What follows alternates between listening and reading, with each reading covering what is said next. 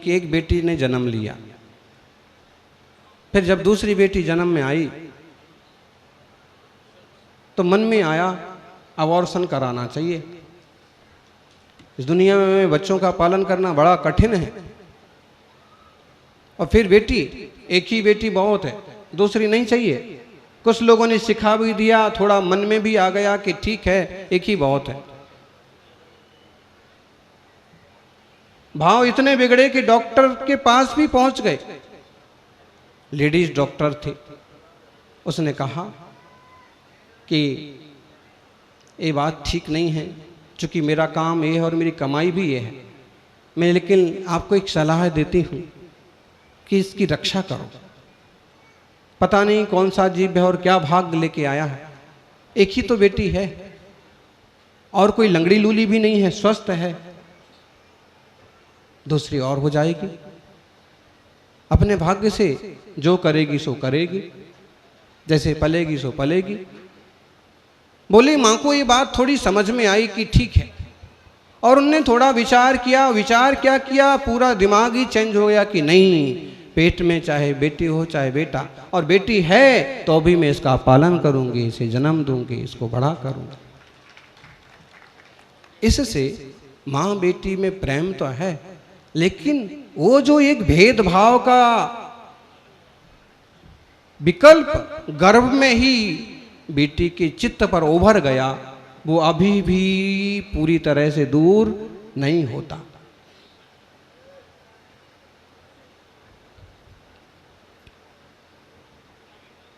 चूंकि उस शब्दों में उसे नहीं कह सकती है कि ये कारण है कि वो कारण है, लेकिन कारण ऐसे ही बनते हैं। इसलिए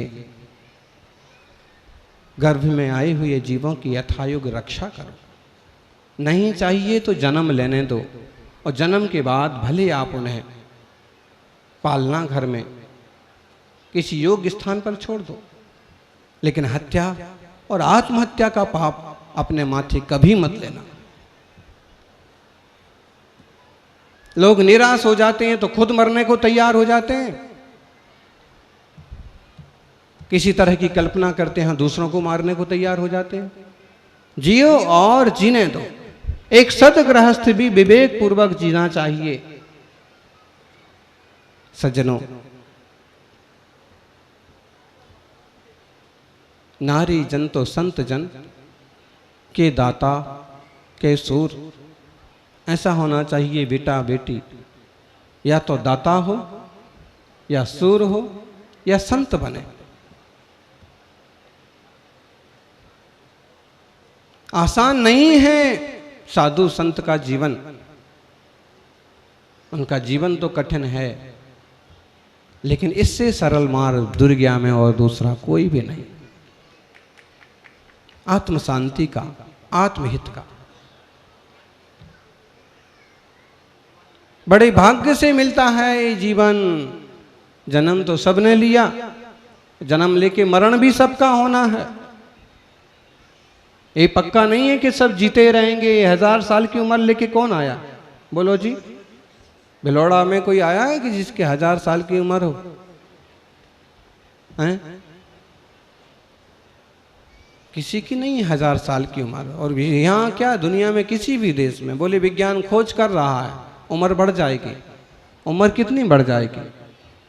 वातावरण अच्छा मिल गया, अनुकूल भोजन पानी मिल गया, अनुकूल व्यवस्था मिल गई तो 120 साल जी लोगे।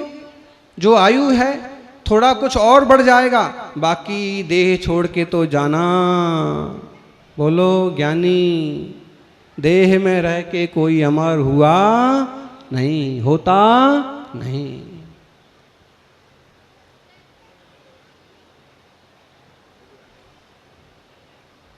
और देह में रह के कोई अमर हो जाए तो उसकी दुर्दशा देखना। संत के पास एक व्यक्ति आया और सुना है मैंने आपके लिए कि आप अमर होने का वरदान देते हैं। संत ने कहा सही सुना, सही सुना। अच्छा, तो आपके आशीर्वाद से अमर हो सकते हैं? संत ने कहा जरूर हो सकते हैं। तो क्या आप अमर कर सकते हो? उनने कहा तुम कहोगे तो जरूर कर देंगे, तो मुझे अमर कर दो। भाई मैं तुम्हें अमर तो कर देता हूं, लेकिन पास में ही थोड़ी दूर पर एक बावड़ी है, जाओ वहां पानी पीना, उसका पानी पियोगे और तुम अमर हो जाओगे। उसने विचार किया, बड़ी अच्छी बात है, अगर बावड़ी का पानी पीने से अमर हो जाएंगे, उसका इस मुहूर्त में पानी पीने से हम हमेशा के लिए जीवित रहेंगे, तो जरूर जाएंगे। संत ने कहा जल्दी जल्दी जाओ, वर्षों बाद मुहूर्त आता है, बस वही यही समय है, इस घंटे आधे घंटे में पी लिया तो अमर हो जाओगे। भागा भागा गया, देखा तो सीढ़ियों पर जर जर हड्डियों वाला एक व्यक्ति पड़ा हुआ है,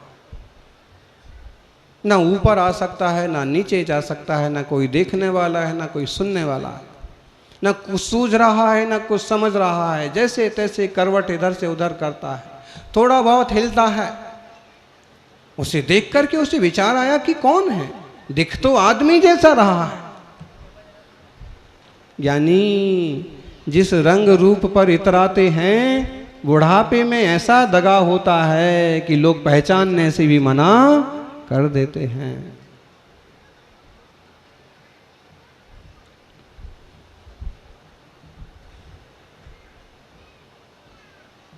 किसी ने चेहरे पर एसिड फेंक दिया, कोई दुर्घटना में आंख कान नाक कट गया, देख लो।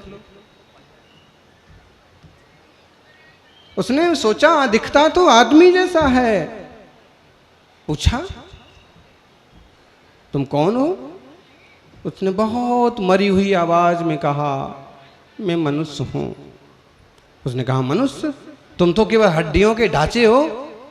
उसने कहा कि हड्डियों का ढांचा हूं मैं, कभी तुमसे सुंदर हुआ करता था, तुमसे मजबूत कटकाठी थी मेरी, फिर यही कि मैंने संत से कहा कि मुझे अमर होने का आशीर्वाद दो।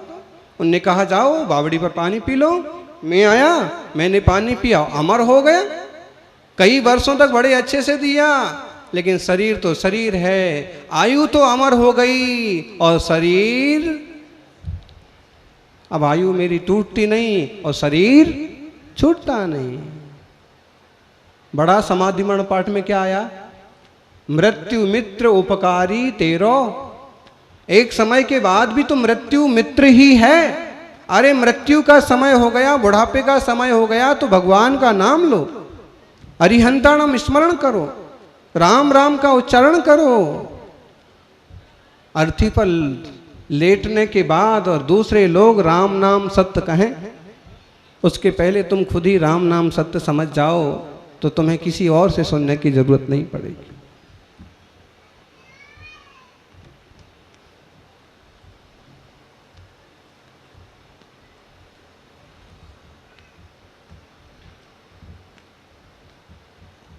लाइफ की ट्रेजेडी तो एक ये भी है, जीवन की समस्या तो एक ये भी है कि लोग बताते ही नहीं है सत्य क्या है। बचपन में बतलाया खेल कूद सत्य है, भगवान की भी खेल क्रिया होगी कल। बचपन में बतलाया खेल कूद सत्य है, यौवन में बतलाया काम धाम सत्य है, मरण हुआ बुढ़ापे में जब मेरा, बुढ़ापा आया और मरण हुआ जब मेरा, तब रास्ते में लोगों ने बतलाया राम नाम सत्य है, अरिहंत नाम सत्य है, सिद्ध नाम सत्य है।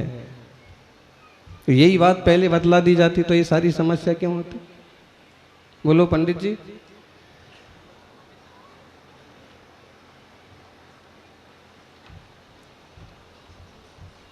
समझो,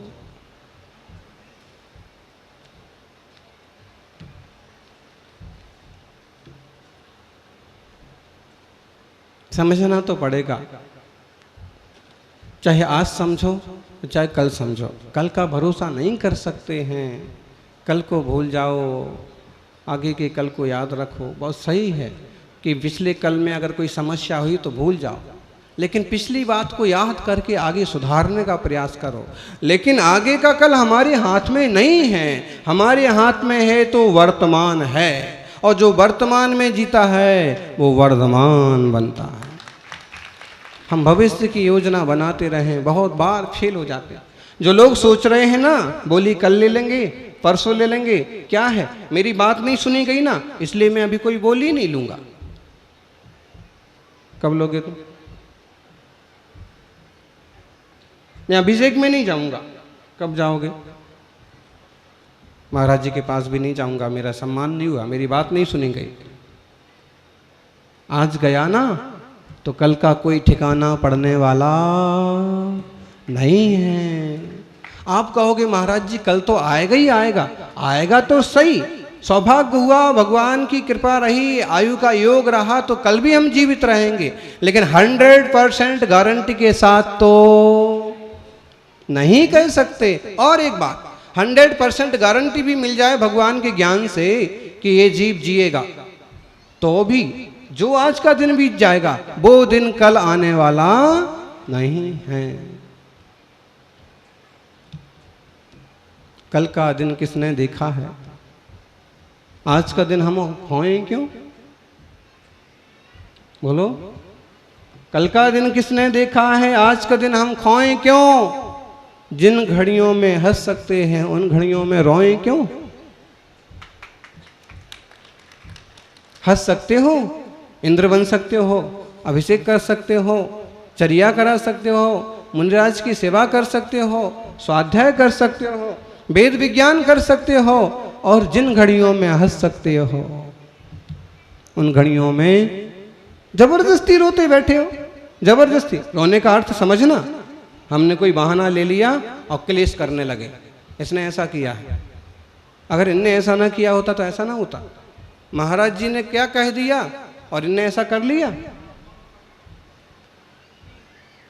ठीक है। सेठ जी ने क्या कह दिया और उनकी बात मान ली, मेरी नहीं सुनी, और ऐसे कर करके क्या करेगा? रोएगा। रोएगा का मतलब अभिमान करना भी रोना ही तो है, उससे कोई हंसी तो मिलने वाली नहीं। क्रोध करना भी तो रोना ही तो है। मायाचारी करना, बाहर कुछ दिखना भीतर कुछ दिखना, एक तरह का रोना ही तो है। और लोभ करना रोने के लिए तो है। हाँ, प्रसन्नता तो तब होती है जब जीवन निष्कसाय होता है। इसलिए अरहंत भगवान को कोई साधन संसाधन नहीं भी मिलते हैं तो भी इनकी मूर्ति देखो, हमेशा मुस्कुराती हुई मुद्रा। क्यों? वर्तमान में है, निष्कसाय है, निष्क्लेश है, सारे दोष खत्म हो गए। आप अभिषेक करने जाओ तो भी भगवान वैसे ही मिलेंगे सदा सहज, और करने ना जाओ तो भी हाँ, कहीं कहीं देशों में ऐसी परंपरा है कि पारी बना दो, बारी, अभिषेक करने की बारी। आपके यहाँ भी है? ज्ञानी, बारी भले बनाओ कि इन लोगों का विशेष सौभाग्य, लेकिन हर एक व्यक्ति को भगवान जिनेंद्र का मंगल अभिषेक करना ही चाहिए। बारी का मतलब मजबूरी नहीं गिनना, बारी का मतलब सौभाग्य कि इन परिवारों को इन दिनों में विशेष अभिषेक करने को मिलेगा, और बाकी करना तो सबको है। और कभी कभी जो बारी को मजबूरी समझते हैं वो क्या करते हैं? अब क्या करें, 3 दिन तक तो जाना पड़ेगा, समाज का मामला है, ना जाएंगे तो बताइए कितना पुण्य कमाओगे ज्ञानी इन भावों से? ऐसे नहीं। कभी कभी तो ऐसा होता है कि चूक गए, छूट गए, तो फिर लोग कहते हैं लो भगवान तो उपवास ही रह गए, अभिषेक ना हुआ तो क्या बोलते हैं? आपके यहाँ क्या बोलते हैं पंडित जी? कोरा रह गया भगवान, अगोरा, जो भी रह गया, मतलब ऐसे कह रहे हैं जैसे बेचारे भगवान भूखे रह गए, सूखे रह गए। भगवान ना बेचारे हैं, ना सूखे हैं, ना कोरे हैं, ना उपासे हैं। भगवान तो परिपूर्ण हैं। जिन लोगों ने लाभ नहीं लिया बेचारे वो ही भूखे रह गए। जो पुण्य की कमाई होना चाहिए था, जो परिणामों की निर्मलता की भूख मिटना चाहिए थी, वो पूरी नहीं हुई। भगवान का क्या जाता है? आपने देखा होगा कहीं कहीं भगवान जी को भोग लगाने की परंपरा है। हैं, 56 भोग लगेंगे, प्रभु जी की विशेष महिमा की जाएगी। देखो ज्ञानी, भगवान को 56 भोग लगाओ ना लगाओ उनको कोई फर्क नहीं पड़ता। एक गरीब को भोग लगा दो उसको बहुत फर्क पड़ता। भगवान तो परिपूर्ण है, तृप्त है, सर्वज्ञ है, सर्वदर्शी है, सर्व सुखी। अब तुम जबरदस्ती उन्हें दुखी बनाओ, बिचारे कहो, वाह भाई हैं, तुम तो बहुत पावरफुल हो, भगवान भी बिचारे हो गए। ये भोले वाले संसारी भगवान को पता नहीं किस किस ढंग से नापते हैं, तौलते हैं, देखते हैं। कई बार तो कोई अहंकारी टाइप के जीव अपने आप को इतना महान समझते हैं, मैं ना होता तो ये भगवान की मूर्ति कौन लाता। ज्ञानी, भगवान की मूर्ति तुम ला सकते हो, लेकिन भगवान के भाव लाने को तुम्हारे को अपनी भावना सुधारना पड़ेगी, तभी मूर्ति में भगवान आएंगे। मूर्ति तो आ गई, मूर्ति में भगवान पैदा पैसे से नहीं होते हैं, भावना से पैदा होते। इसलिए भगवान भगवान है, परम शुद्ध सिद्ध दशा में विराजे हैं। हम जो प्रतिमा बना के उनकी आराधना करते हैं वो अपने परिणाम की विशुद्धि के लिए हैं। हम उनकी पूजा अभिषेक वंदना जरूर करें, आज जन्माभिषेक का भरपूर लाभ लेवें और यही प्रार्थना करें कि भगवान मेरे भी कल्याण हो, मेरे भी सिद्धि शुद्धि हो। जय बोलिए 24 तीर्थंकर भगवान की।